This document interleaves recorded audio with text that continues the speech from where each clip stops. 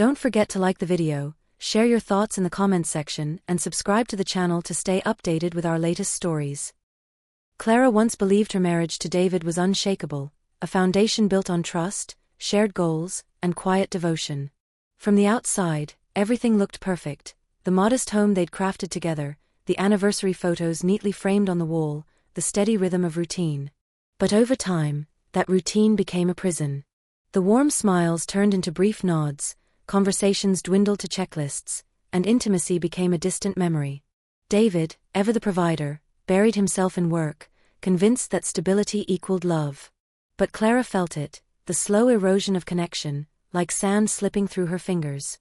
Nights became lonelier with him beside her. He used to reach for her hand in the dark, now he reached for his phone.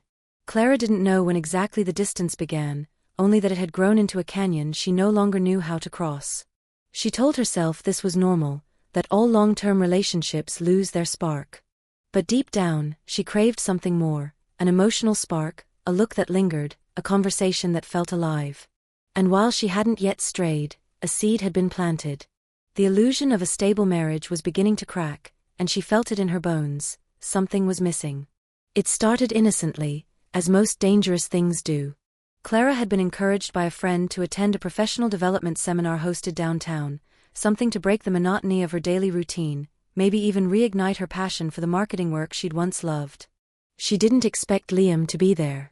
He was one of the guest speakers, charismatic, eloquent, and unmistakably magnetic. Clara first noticed the way he engaged the room, speaking not just to the crowd, but seemingly to each person individually. When their eyes met during his presentation, something flickered. She told herself it was nothing, just a momentary fascination. But that spark only grew when they spoke afterward. He was warm, attentive, with a dry wit that made her laugh in a way she hadn't in a long time.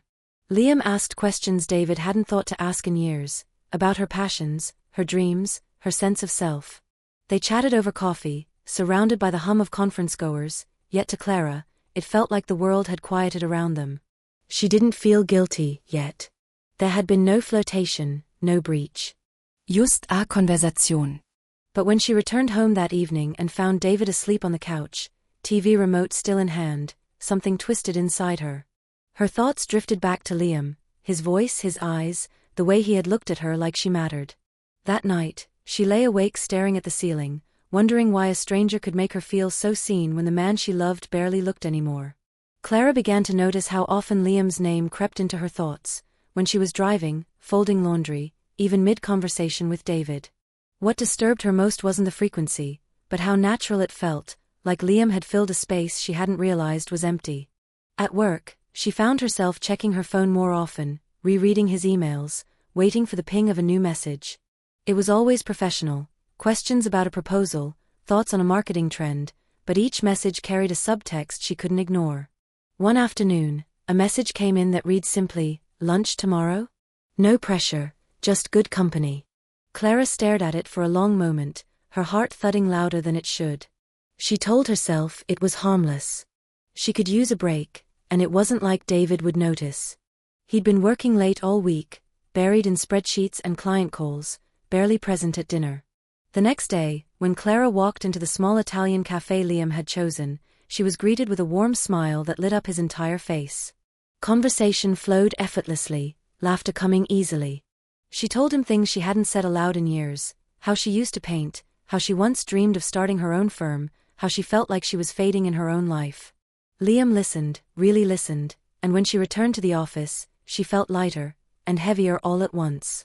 That night, as David absently kissed her forehead, Clara realized how deeply she was slipping into something she could no longer define as innocent. It was supposed to be just another project meeting, nothing out of the ordinary, nothing Clara hadn't done 100 times before. But that afternoon, something shifted. Liam had stayed behind after everyone else filed out, lingering by the whiteboard, spinning a marker between his fingers like he was waiting for a reason not to leave. Clara hovered at her desk, pretending to scroll through emails, her heart already quickening in a way she didn't want to admit. "Clara," he said softly, like her name itself was a confession. She looked up, and their eyes met, too long, too charged. "Can I ask you so meeting?" His voice was cautious, but the heat beneath it was unmistakable. Do you ever feel like you're living a life that isn't really yours? The question hit her like a whisper straight to the chest. Her fingers froze on the keyboard. She should have deflected, should have offered a polite chuckle or said something safe. Instead, she whispered, "Every day." The silence that followed was intimate, dense. Liam crossed the room slowly and stopped just short of reaching her. His presence alone was enough to blur the edges of the world around her. She didn't move. Couldn't. That moment didn't end in a kiss, in a confession, in anything scandalous, just two people standing too close, breathing the same charged air, acknowledging something unspoken but undeniable. Later that evening, as David droned on about quarterly reports at dinner, Clara barely heard him. She was still in that room with Liam, still standing at the edge of a line she hadn't yet crossed, but was dangerously close to. Clara began noticing it in the smallest things, how her morning routine had subtly shifted. She spent a little more time getting ready, choosing blouses that flattered her shape, adding a touch of color to her lips, and styling her hair just a bit more intentionally. She told herself it was for confidence, for professionalism, but she knew better. It was Liam. The way he looked at her across the meeting table, eyes sharp with interest, as if he were seeing past the surface, straight into something she hadn't shown in years. That attention was addictive, intoxicating in its quiet intensity.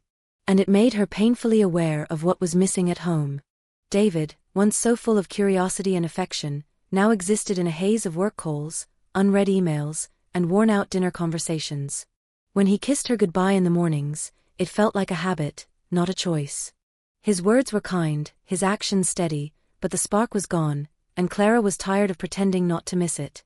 At work, her connection with Liam deepened without permission. A shared joke would linger between them longer than it should. His hand would brush against hers when they passed papers, igniting sparks that felt far too dangerous.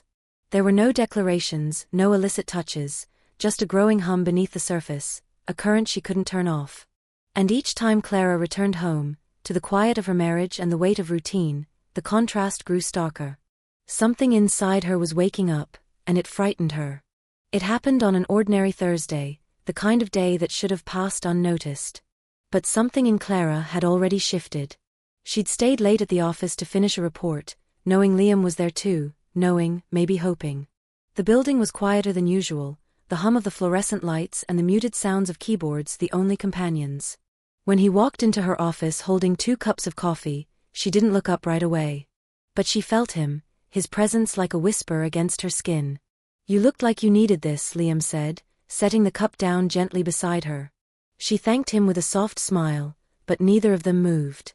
The silence between them was charged, trembling with all the things they hadn't said. And then it came, his voice low, uncertain but clear. "Clara, do you ever feel like you're just existing?" Her breath caught in her throat. The question pierced something inside her, something she'd buried beneath years of responsibility and routine. She nodded, too afraid to speak, too afraid of what might come out if she did. Liam didn't touch her. He didn't need to. The space between them was already breaking all the rules. "I think about you," he whispered. That was the moment. The one she would replay over and over, the one she'd both regret and crave. Not because of what was said, but because of what it meant. A line had been crossed, not with touch, but with truth. And nothing would ever feel the same again. Clara tried to bury the memory of that moment, to tuck it somewhere deep beneath the routines of daily life, the coffee shared across her desk, the way Liam's voice had curled around her name like a secret. But it clung to her like perfume on a borrowed coat. At home, everything felt muted, like watching her life through frosted glass. David was kind, attentive in the ways he had always been, asking about her day, cleaning the dishes, wrapping an arm around her at night. But even in his embrace, Clara felt alone. She responded to his affection out of habit, not hunger. And it terrified her how easily she could slip into performance. At work, she tried to create distance, shortening conversations, avoiding eye contact, but Liam's presence lingered. Not just in his words, but in the way he saw her. He noticed when she changed her hairstyle. He remembered her favorite cafe. He saw the tiredness in her smile and the longing behind her laughter. And Clara couldn't ignore the magnetic pull of being seen again, not for the role she played, but for the woman she used to be. The woman she still wanted to be. One afternoon, Liam sent her a message, you don't have to pretend with me. That was it. No flirting. No pressure. Just honesty. And it shattered her defenses more than any touch could. Clara stared at the screen for a long time, her heart pounding, not from guilt, but from the terrifying realization that she was already halfway gone. It was supposed to be just another late work session, deadlines looming, the office hushed in twilight, and only the soft hum of computers keeping them company. Clara sat across from Liam, pretending to concentrate on spreadsheets while her thoughts tangled into knots. The air between them had changed. It wasn't just tension, it was anticipation. Every glance he stole, every pause in his voice, felt like a dare she didn't know how to decline. Her heart pounded louder than the silence. When their fingers brushed as they reached for the same pen, she didn't pull away. She looked up, and found his eyes already waiting. "Clara," he said, her name barely a whisper, "I know I shouldn't say this, but I think about you. More than I should." The words hung between them like a fragile bridge, and Clara stood at its edge. She should have stopped him. She should have reminded him, and herself, that she was married. That she had a good life. A safe one. But instead she whispered, "I think about you too." It wasn't a kiss. Not yet. But it was something else. Something louder. The beginning of a fall. That night, Clara couldn't sleep. Lying beside David, his breathing steady and unaware, she realized her heart was elsewhere. With Liam. With the version of herself she didn't recognize, but couldn't stop chasing. The quiet thrill terrified her, but even more terrifying was how alive it made her feel. As if she'd just opened a door she wasn't sure she could close. The next few days felt like Clara was living in two parallel worlds. In one, she was David's wife, polished, dependable, predictable. She cooked dinner, answered questions about his meetings, smiled when she needed to. In the other, she was the woman Liam saw, restless, curious, electric. Their stolen conversations became longer, riskier. Every shared glance in the break room sent sparks through her spine, igniting something she thought had long since died. One evening, after a particularly intense brainstorming session, they lingered in the empty conference room, the air thick with everything they weren't saying. Liam stepped closer, his voice barely a murmur. "This isn't just in my head, is it?" Claras Brit kaukt. Sheshuk her het slowly. "No, it's not." The admission was a dam breaking. Suddenly, they weren't just colleagues dancing around temptation, they were two people willingly tumbling toward the edge. But they didn't kiss. Not yet. That moment was still hanging in the future, like a question mark neither of them dared answer. Not here. Not yet. Later that night, as David leaned over to kiss her goodnight, Clara flinched before catching herself.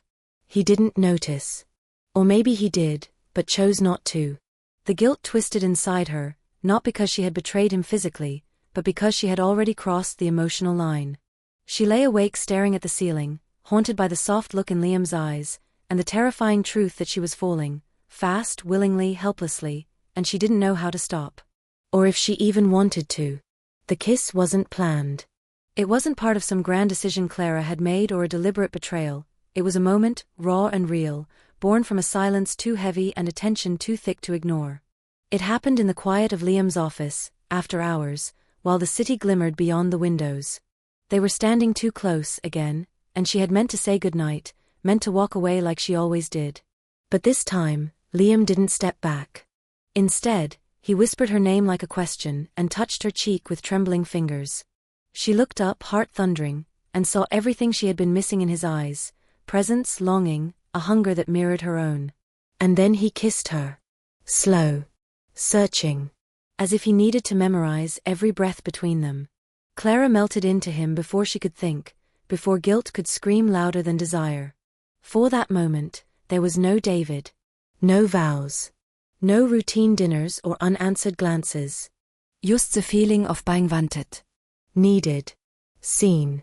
When she finally pulled away, breathless and wide-eyed, Liam didn't apologize, and neither did she.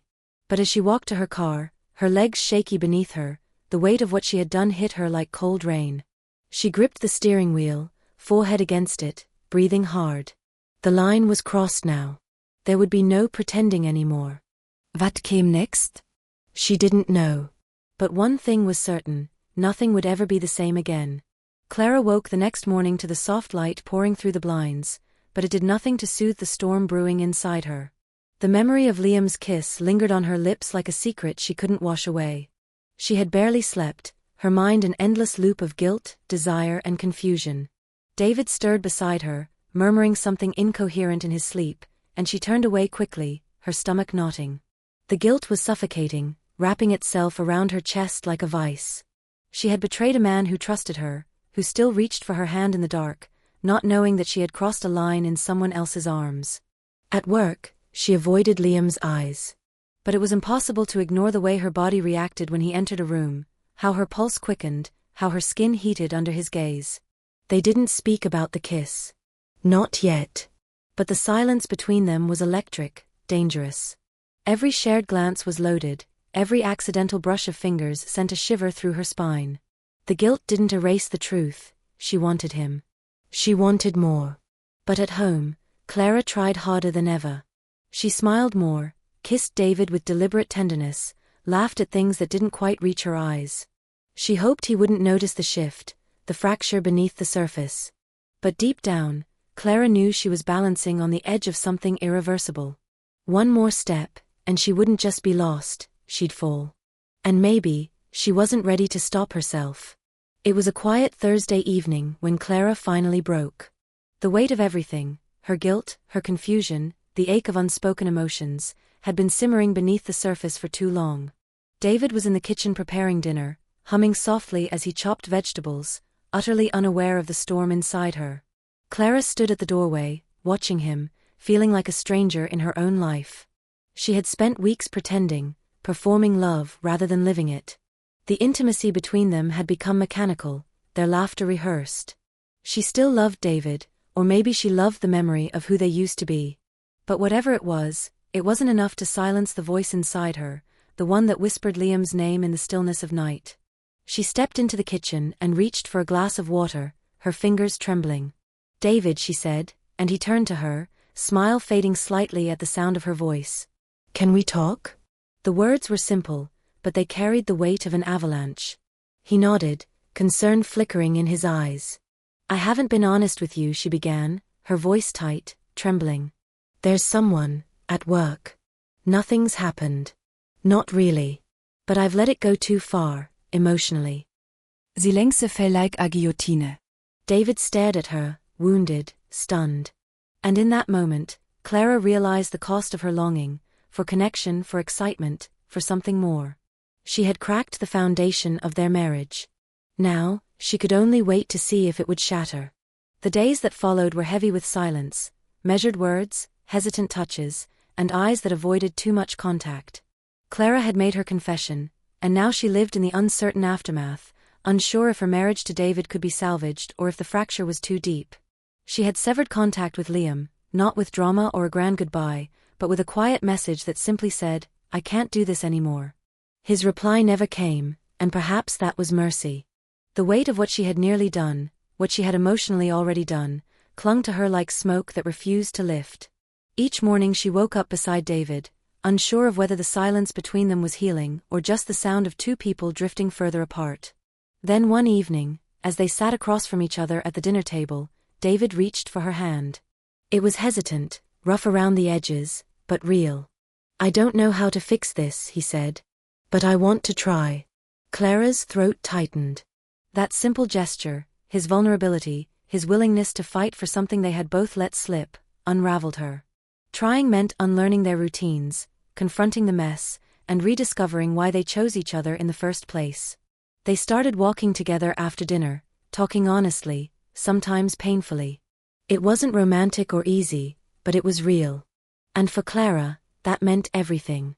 Because sometimes redemption doesn't begin with a grand gesture, it begins with a hand reaching across a quiet table. In today's fast-paced world, it's easy for relationships to fall into autopilot, where love quietly fades behind routines and responsibilities. Clara and David's story is a reminder that emotional distance can be more dangerous than loud arguments. If you're feeling disconnected from your partner, don't wait for things to crumble. Talk. Be honest. Vulnerability may feel scary, but it's the foundation for intimacy and healing. Don't look elsewhere for what might be rebuilt at home. Sometimes, saving a relationship isn't about grand gestures, it's about choosing, every day, to be present, to listen, and to fight for what truly matters.